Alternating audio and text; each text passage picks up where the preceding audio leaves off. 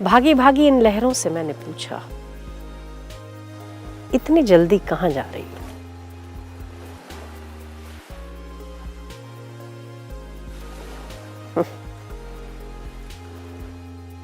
अपने उद्गम समुद्र की ओर।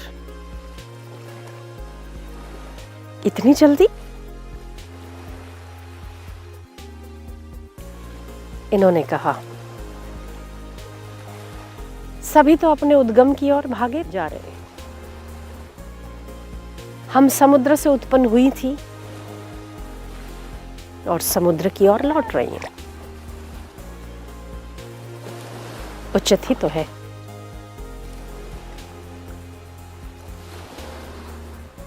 नदियों का उद्गम स्थान समुद्र है।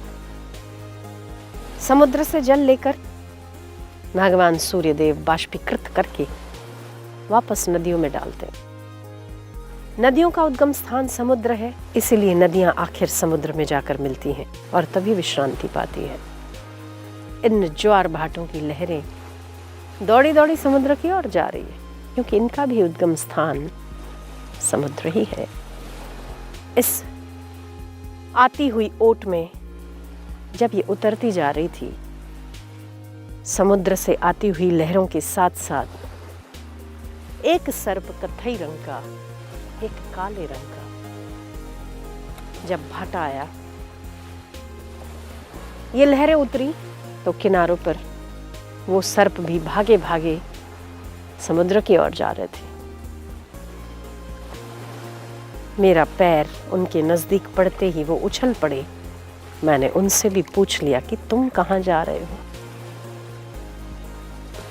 उन्होंने कहा, हम भी अपने उद्गम समुद्र की ओर जा रहे हैं। हम चलते चलते उस समुद्र के किनारे पे बहुत दूर निकल गए। मेरी माताजी भी मेरी साथ थी। मुझे ध्यान आया वो भी मेरा इंतजार कर रही होंगी। मैंने पीछे मुड़कर देखा।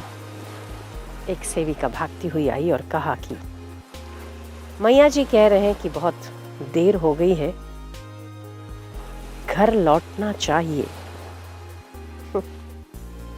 हम भी तो अपने घर की ओर जा रहे थे। ये पूरी सृष्टि, मानव जगत और पूरा विश्व परमात्मा से उत्पन्न हुआ है।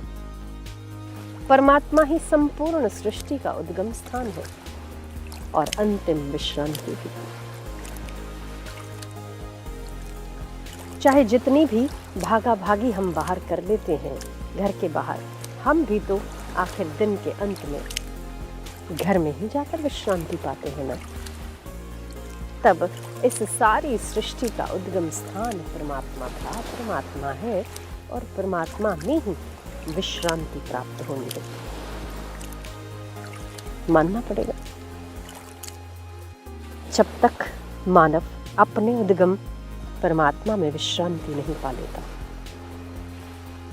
उससे नहीं मिल लेता, तब तक उसको भी विश्रांति प्राप्त नहीं होती। आइए हम सभी अपने ही उद्गम परमात्मा की विश्रांति में शांत होने का यत्न करें। संकल्प करें कि हम चाहे संसार की कितनी ही भागा दौड़ी क्यों न कर लें, पर अपने परमात्मा को नहीं भूलेंगे।